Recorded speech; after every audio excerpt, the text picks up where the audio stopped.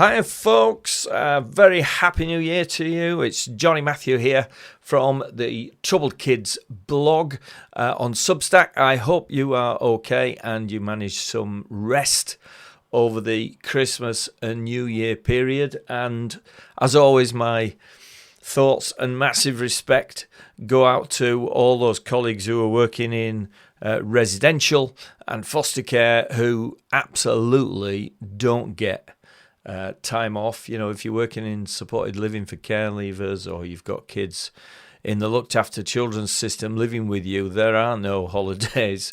So respect for you guys. Thanks for all that you do. For everyone else as well, it is great to have you back here. I have to say it's good to be back here, having had a slightly kind of interrupted year last year because of family challenges and so forth. It is good to be properly back in the saddle with the microphone and the headphones on and cracking on. So I really hope you're well. Thank you for being here. Just want to say at the outset as well, a number of you very kindly support this blog by being paid subscribers. I can't tell you what a blessing and help that is to me. And I particularly wanted to give a shout out to you guys now because I'm very aware that between, I guess, about April and maybe November, December, I wasn't really adding much to the blog at all. And yet the vast majority of you guys who have clicked that become a paid subscriber button and kindly send me the price of a pint every month, I can't tell you how grateful I am. So thank you very much. I feel like I haven't provided, but you have very kindly been incredibly supportive. So I'm really grateful for that. Everyone else, of course, there is no obligation. Please feel free to become a paid subscriber. Of course, it really helps the work. But absolutely, you are welcome to this for nothing. So here we go. Let's get into the first blog post of 2026. I feel we should have a round of applause for getting started.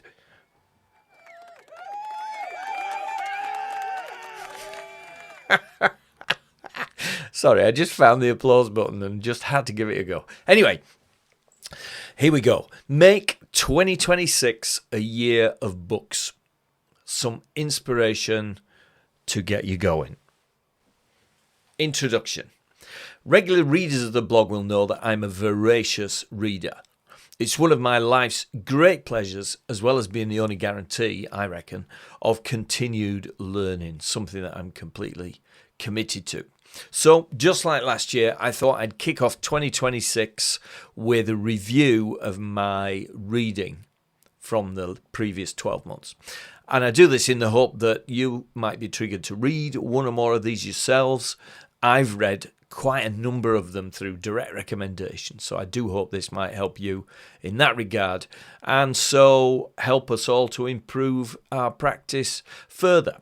Now, unlike last year, though, my reading was interrupted by family events, culminating in my lovely mum passing away at the end of September. In order to help me weather the storm of all this, I deviated from the normal diet of work-related stuff into something a lot more mixed, quite a lot of fiction, some fairly light theological stuff, some general interest stuff.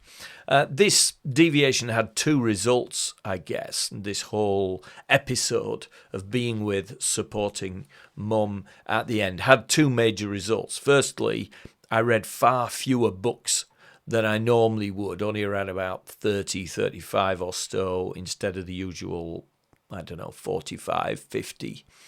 And then secondly, many of the things that I did read were fiction, read for their distraction value and to help me to relax and recover.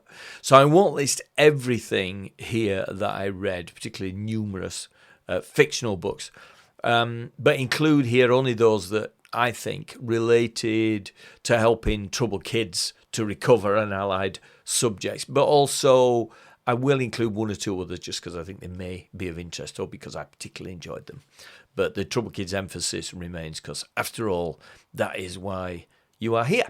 All right, here we go. Books read in 2025. Here's the list, along with my opinion in brief of each one. It's usually a one-liner and a star rating. I do it that way because I post them on Instagram, and you can find me, Johnny Matthew, on Instagram, and there's a link in the blog for that. Now, I read, inverted commas, both in audio format through Audible and in print. And for the first time this year, I've indicated against each book whether I listened to it or read it in print, just to give you a sense of it as well. Anyway, if you don't want to read all of these reviews, there's only about 20 very quick, brief reviews. You can always skip to the end, save these for later. I haven't included print links to each of the books because you can easily just copy and paste the title and author if you want to find them. But if I put a link in for every book, the page could get very slow to load. So I'll leave you to find them for yourself if you want to do that. All right, here's the first 10. Number 1, A Christmas Carol by Charles Dickens, my annual Christmas holiday read. It's absolutely delicious, nothing like the telly versions, and I've given this a 5-star. I absolutely love it, and I actually get increasingly excited in the week before Christmas. It's usually around about the 23rd of December I start reading it, and just read a bit each day, and it takes me about 5 days. I mean, you could read it in an evening easily. It takes me about 5 days to read it, but I just love it. It acts as a nice kind of literary thread through those few days of Christmas. I read this for its powerful message of self-reflection, as well as the scrumptious prose.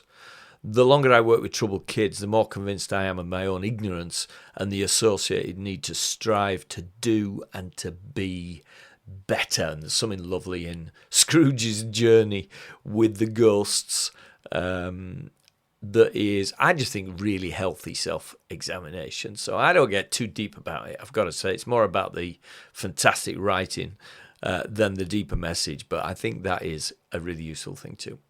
Number 2, this is a bit off-piste, this one. Skandar and the Unicorn Thief by A.F. Stedman. This was recommended by my 10-year-old niece. Shout out to Bethany. The Instagram comment was Potteresque and surprisingly enjoyable. A ripping good yarn. Now, as childcare professionals, I think it serves us well to take the occasional foray into the literary world of the kids we serve. Now, while many of them, arguably most of them, won't be big readers, of course, spending time here can only help keep us orientated. And for me, the great imagination and unpredictability of Skandar's world is a really good foil against the creeping cynicism that so easily threatens us in what we do. Skandar and the Unicorn Thief. Number 3. Oh gosh, this is even more off-piste. Mary Magdalene Revealed. The first apostle, her feminist gospel, and the Christianity we haven't tried this. Check this out for a mixed review. I've said, esoteric, confused, and generally unhelpful in any meaningfully spiritual sense, at least to me.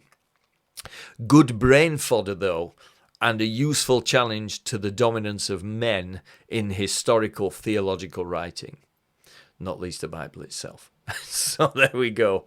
Not for everybody, this one, but I have to say I found it quite stimulating, and even though I reckon 80% of it I could have just binned straight away, the bit that was worth hanging to made the effort in reading it worthwhile. Number 4, The Exchange by John Grisham, an enjoyable and compelling read, a worthy sequel of sorts to The Firm. You may have seen the film The Firm. I think it's Tom Cruise. It's a good tale, and this is kind of the book that follows that. Number 5, On Kindness by Adam Phillips and Barbara Taylor. An interesting, informative, and challenging history of a virtue in decline. Important. 5-star. Now, I've read this before, good few years ago now, and found it quite hard work at the time, but I decided to revisit it, and I'm really glad I did. See, time and again, when thinking about our work and when training with colleagues, I come back to the centrality and power of kindness. It is perhaps the pinnacle of what we do to help troubled kids. Lean in, empathise, and be kind has become a kind of maxim, really, for me. In the work that we do, lean in, empathise, and be kind. Not least that I suppose because I've been around a while, being 60 now, and I do a lot of training and speaking and things like that, and people kind of assume that I know what I'm doing. And I suppose we all do to some degree, of course. But very often you can be faced with a child, a family, a situation, and you think, crumbs, you know what?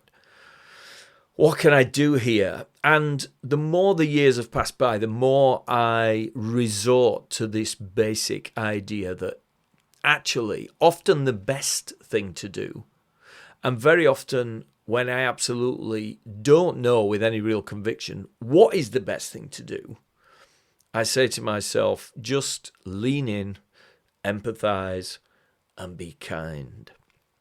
So there we go. I think that's worth sticking away in the back pocket. It'll probably come in handy at some point before the week is out. I should say also, I've long had it in mind to write something of book length on kindness. So maybe that's something I'll push forward with this year. You never know. Number 6, the developing mind. How relationships and the brain interact to shape who we are, by Daniel Siegel. Very possibly the best book ever written. Certainly the best book I've read in a very, very, very long time. It's a proper swim in the deep end. And the 3rd edition of this genius work is a tour de force. I first bought the 1st edition of this. It was recommended to me by Kevin Creedon, who is a psychologist, and he specialises in residential psychological care for children with harmful sexual behaviour up in New England in the United States. He's an absolutely top guy. I really like him, and his stuff is absolutely brilliant, well worth reading. And I was presenting at a conference yonks ago, many years ago, like 2004 or something. And he happened to be there, so I took the chance to kind of shake his hand and, give my kind of fanboy, how lovely it is to meet you speech. And actually, we really hit it off. And I ended up asking him, listen, if there's something I can read on the brain, because he'd been presenting on that, and it really stimulated my thinking. What could I read? What would be a good place to start?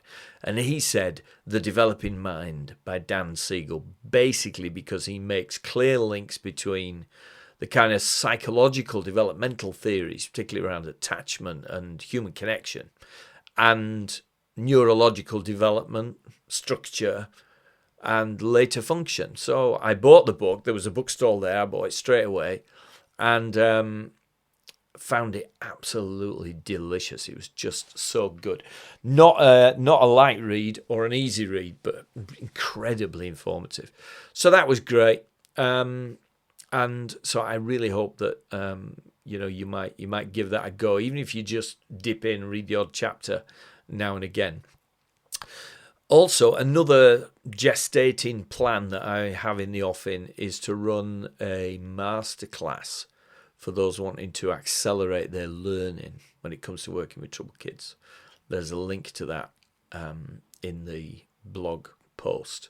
But this book will absolutely be one of the core texts that we'll examine in that course, if that's something you're interested in. So, The Developing Mind, Dan Siegel. Number 7, ADHD, A Hunter in a Farmer's World by Tom Hartman. A fascinating and useful hypothesis, well worth a read. His Substack, by the way, is absolutely superb and well worth read. It's one of the very few sort of Substack and other sort of news pieces, if you like, that I read regularly. And it's called ADHD, A Hunter in a Farmer's World by Tom. That's Thom Hartman. Great. Really useful hypothesis. Coming at it from a different angle. So Gabor Mate will be much more around the traumagenic angle. I think that's fair to say. Russell Barkley and John Ratey and others have written and taken, I guess, a more kind of maybe slightly more biologically driven approach to it. And what Tom does in this book, Hunter in a Farmer's World, is put an evolutionary lens against that. I think it's probably a terribly reductive summary, but I think it's fair to say that he is saying that we are relatively new to the settled, civilized society in which we live. That if you look at it in evolutionary terms, over thousands and millions of years, people who are now ADHD, if you like, and struggle in the current world would actually have been the norm in an atavistic sense, in a kind of previous early evolutionary stage sense. People like me, Tigger, would have been brilliant hunter-gatherers, but we struggle a little bit more when we have to be quiet and focus and pay attention for long periods of time. He said, well, tribal societies, carving out a life on the sort of plains of millennia past wouldn't have had to concentrate and focus on kind of written information and that kind of stuff at all, and certainly not for any period of time. So it's a useful hypothesis, and if you've struggled with thinking ADHD is about trauma, and you've struggled with thinking it's a purely biological aberration of some kind, then this is a really useful perspective, I think. And personally, I think that sort of triumvirate of perspectives is the right balance. It's clearly traumagenic to some degree. It's obviously biological to a large degree, but I think this evolutionary perspective is really useful. So give that a shot. Number 8, Fathomless Riches, or How I Went from Pop to Pulpit by Richard Coles. You'll have come across the Reverend Richard Coles on Radio 4, I think. Don't know, on radio and on television, of course. This is the biography of his movement, I guess, from birth through to when he is ordained as a vicar in the Church of England. I didn't expect to, but two of my friends whose opinions I've learned to respect over the years recommended this, so I gave it a shot, and do you know what? I enjoyed this a lot. It challenges the usual sort of prescribed routes to Christian conversion, but it's dripping with grace and self-reflection. It's a cracker. I recommend it. Number 9, Nothing is True and Everything is Possible, Adventures in Modern Russia by Peter Pomerantsev. Now, this was recommended by Rory Stewart and Alistair Campbell on the Rest is Politics podcast, which I really enjoy. So I thought I'd give it a go. I've read quite a few things on Russia, it being an important player currently in the world. It's a fascinating story. It's a story-by-story account of life in Putin's post-Soviet Russia. It's scary and dark, as you'd expect, but it's insightful nonetheless. So that was the Instagram comment. But it follows the stories of different people, very everyday, very matter-of-fact, very run-of-the-mill, but gives a brilliant perspective on life now in Russia. And again, a useful foil to the kind of social media tribalism that is out there, or the kind of more broad brush sort of geopolitical stuff you get in the news. So it's worth a read. Number 10, The Price of Life, In Search of What We're Worth and Who Decides by Jenny Kleeman. Absolutely unputdownable, this one. Engrossing, shocking, and compelling all at once. I give that 4 stars. Now, in our working world, the organising ideas in this book, I think, are important. Lives are not usually and overtly valued. This would be to open up the person doing the valuing to acerbic criticism, and rightly so. But where and how we choose to target resources says a lot about what, and much more importantly, who we as a society really value. And this book is a really interesting foray into all of that. So I recommend you give that a go. So we're going on a bit longer than usual today, so I'm going to take a quick break, put a bit of music on for a few seconds, and then we'll be back in a minute.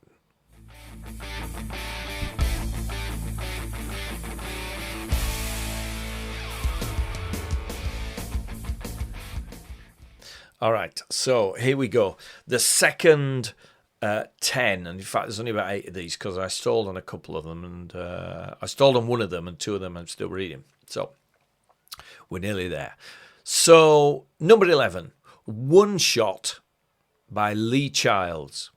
This is classic Jack Reacher tale. It's fiction, much better than the film. I mean, much, much better than the film. I give this 3 stars. Now, I should say, I went on to read another 14 of these Jack Reacher novels this year. That's how much value I've got from them. They've become a real safe port in a storm for a troubled mind. I love them. Work stuff. Well, having long waxed lyrical about the importance of self-care, I've learned some new lessons this year. I'm going to write more on that in a future post. Suffice to say that allowing my Tigger mind to roam the benign plains of fiction, taking time out from, child trauma and abuse and all the rest of it, has been chief amongst the lessons I've learned. It's very simple, but it's been really true for me that to take a bit of time out reading, I guess, what is quite heavy or technical work stuff, just to escape into somebody who, I suppose actually, if you take a sort of psychological view of this, why does Johnny Matthew like Jack Reacher? Well, Jack Reacher is this 250 pounds, 6'5", previous military Adonis who fights for justice, loves dogs, and women fawn after him, and he's like a one-man walking problem solver. And then I suppose I'm kind of, not very tall, 5 foot and a fart. A social worker, having quite honestly, what was a really tricky year. So I suppose therein lies the value for me of Jack Reacher. It's been utter escapism, and I've absolutely loved it. So it's been a blessing to me. So there we go. That was One Shot, and I read another 14. I'm not going to list those for you. What I did was actually Google it, and then list the novels in order that he's written in an Apple Note on my phone. And then what I've done is tried to read them as in order as I can. I mean, I usually buy them in charity shops or on World of Books online because they're much cheaper there. And of course, I don't hang on to these. I tend to recycle them then. So it's great because you kind of get a sense of the unfolding story, even though, well, it's an unfolding character. The stories stand alone. So anyway, give them a shot. You'll probably really enjoy those. Well, I certainly did. Number 12, The Life You Can Save by Peter Singer. A philosophical deep dive and data-informed exploration of giving. How individuals, organisations and charities can best direct their resources to maximum effect. I give that 3 stars. Sometimes the best help we can offer is cash. Maybe not at work for us, but certainly when it comes to wider charitable engagement. And I've put a link in the blog to a charity called Give Directly, which is just an example of that. And this book's a fascinating exploration of how to target our giving, whether it's large or small, to the best effect. So well worth a read. Number 13, God After Deconstruction by Thomas J. Oord and Trip Fuller. Brilliant summary and persuasive polemic for open and relational theology. If you're a Christian with questions or a skeptic with no religion or faith at all, and anybody who's got sort of issues and questions about faith and the Bible, this is for you. It's really good. It's just an intelligent, sensible, up-to-date, modern lens on a book, the Bible, that gets a really bad rep, principally because it's taught badly so often, in my experience. Anyway, not for everybody, but I really enjoyed that. Number 14, ultra-processed people. Why do we all eat stuff that isn't food? And Why Can't We Stop? By Chris Van Tulliken. Enlightening, complicated, and more than a little bit scary. Everyone should read this. I gave that 4 stars. This was recommended to me by my sister-in-law. Shout out to Joe. And I really enjoyed it. Now, one aspect of this book is the examination of the links between financial poverty and poor food quality. And I guess this is where it relates to work in a sense. That, like Michael Marmot's book, The Health Gap, which is genius, by the way, read that last year, it blasts the, quote, poor people make bad dietary decisions, unquote. It blasts that right out of the water. Systemic injustices, and therefore future health prospects and life chances, extend well beyond the usual suspects of education, access to work, social mobility, and so on. They infect the very bodies of the kids we serve.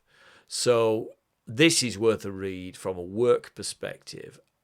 From that point of view alone, it's really good value. So I recommend that, Ultra-Processed People. Number 15, The Salt Path by Raina Wynn. Autobiographical account of atypical homelessness. Nicely written, gentle, and strangely inspiring. Even though the author's voice is irritating after a while, I mean, it really grated on me, I have to say. But the book did make me want to pack up and walk. Which tells you something, because I'm a walker anyway, and this really lit a fire under me, and so I'm glad to have read it from that point of view. It's a good read. Now, it's worth saying that this story and the author has suffered some turbulence in terms of how true it is in the last year. And I've put a link in the text blog to a Guardian sort of summary article about that. But for me, it acted as a real, I guess, a literary metaphor, really, for kind of walking through troubled times, something that me and Karen and the family were experiencing during Mum's decline over the last 8 or 10 months or so. So in that respect, it served me well, and it's worth a look. Number 16, Not in God's Name by Jonathan Sacks. Jonathan Sacks, I believe, is a previous chief rabbi, and this book is about violence and how we get into all kinds of deep water about, when we blame God for violence. In other words, people take God's name or some, in religion, whether it's radical Christianity, Catholicism, geopolitical Israeli sort of Jewishness or Islamic kind of fundamentalism, whatever it is, God gets a bad rep and gets kind of tagged with being the source for all this violence. So I thought, this is going to be a good read. honestly, I was bored out of my mind within a very short period, so I bailed on this one. I might give it a go again because he's a very clever bloke, and I respect his mind and his work incredibly, but I really struggle with the book. So maybe I'll try that one again. Number 17, Navigating Autism. 9 Mindsets for Helping Kids on the Spectrum by Temple Grandin. This is one of the very few books this year where I both listened to and read the print version of this. It is an absolute stonker. It started me on a deep dive into reading on autism, and I still haven't fully surfaced from that. There is so much to learn. I give it 4 stars, this one. Now, anyone working with, connected to, or caring for troubled kids will get real value from this book. Amid the rising prominence of neurodiversity as an issue and the associated cries of overdiagnosis, this book equips the reader to better understand and respond to the autistic child. I mean, if you work with troubled kids, this is a go-to, fundamental, top 10 bookshelf book, because it just gives those of us who are not autism specialists a real leg up. It kind of boosts the kind of values base and basic tenets we need to have in mind when it comes to working with these kids. It is superb. Really recommending that. Navigating Autism by Temple Grandin. Number 18, Cured. The Remarkable Science of How People Recover from Chronic Illness by Jeff Rediger. An incredibly enlightening and encouraging book. A rare fusion of science, spirituality, and hope. Loved it. So that was the Instapost. As far as our work stuff, I think it's a useful reminder of the power of mindfulness, meditation, self-care, nutrition, and a whole load of other things that can be really helpful to us in our efforts to stay well, not just in an increasingly toxic culture more broadly, but more specifically when we face the challenges of troubled kids and turbulent families every day of the week. This book was just fascinating anyway. It's a doctor looking at how people who've made remarkable recoveries from conditions that people don't normally recover from at all, and how that's happened. Really, really very interesting. Well worth a read. So that's Cured by Jeff Rediger. Number 9, Middleland. Dispatches from the Borders by Rory Stewart. I really like Rory Stewart. I respect his mind incredibly. He writes brilliantly well, and he was MP for 10 years for the constituency up in the northwest of England, Penrith and the Borders, which is a part of the world I love. Karen and I go up there every year in the autumn for a week just to relax and unwind. And this is a series of short articles that he wrote for the local press, and some letters that he's written. But it's his take on the area, and he's kind of wrestling with a love for the people and the place and a frustration with the politics of inertia, and well worth a read. I'm still working on that. This is one that I pick up now and again because you can read one of the chapters in 5 minutes, 10 minutes. And so I'm really enjoying that. And then number 20, and finally, The Autistic Brain by Temple Grandin. I'm still reading this. This is for those, I guess, like me, who are interested in kind of neurological geekery. It's looking at the autistic brain. It's quite medical, obviously, biological, obviously, but really fascinating. If that's your bag, it will be less practically useful if you're working with troubled kids. If that's what you're after, definitely go with the Navigating Autism. But the autistic brain is something that I'm enjoying and will review in due course when I finish it. So that's the books. All right. A couple of last things to say. Not all work. For me, and likely for many others, reading offers both comfort and discovery. I read not only to expand my understanding, gather knowledge, and challenge what I think I know with fresh perspectives, but also to step away from reality for a while. I love getting lost in different worlds and slipping into the lives of others through their stories. In a year during which my own story and that of my wider family has been difficult, to say the least, books have functioned to help me unplug, keep grounded, and get out of my own head and emotions, and allow me to just be. The fictional life and stories of Jack Reacher have been a particular blessing. So shout out and big thank you to Lee Child for those. Not all the books cited above, as we've said, are workbooks, obviously. Some are faith-based, others just fiction or for fun or general interest because the cover caught my eye or somebody recommended it. Now, I agonised briefly about whether to include these or not, but decided this post is more about reading in general than it was about reading to just about being better practitioners. So there they are. I hope that was useful to you. Let me quickly give you my top 3 reads of 2025. They're listed in capitals in the text post. So here they go.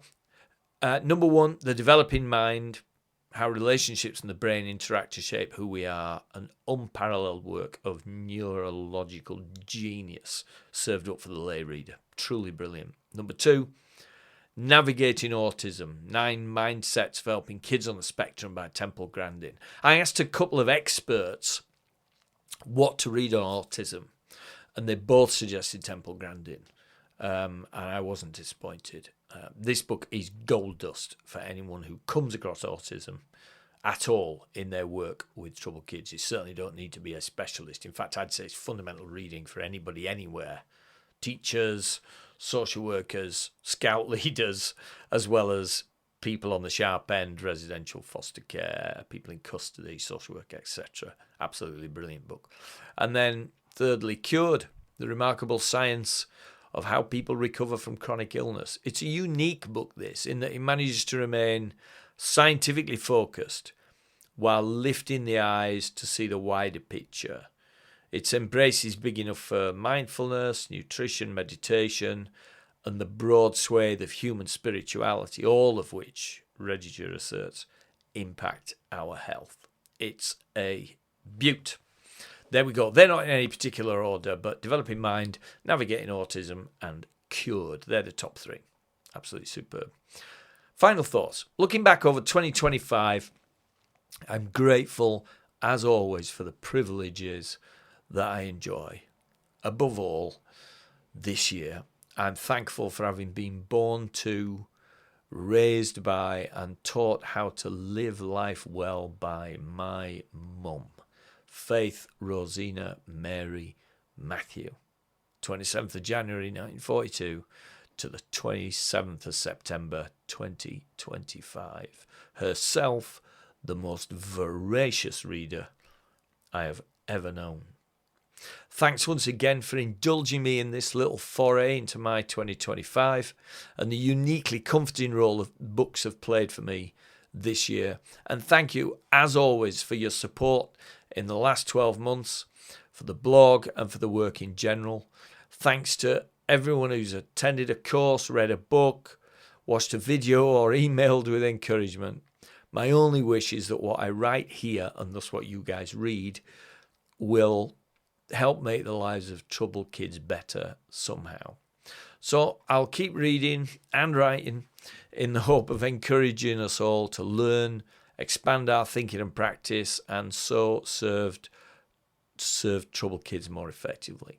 And also in the hope of urging us to look after ourselves, to find and soak in the solace that is reading a good book. Happy New Year, everybody, and as the tones of the rag and bone man who's just driven past the window drift into the background, thank you for being here. I look forward to seeing you in the next one. Cheers.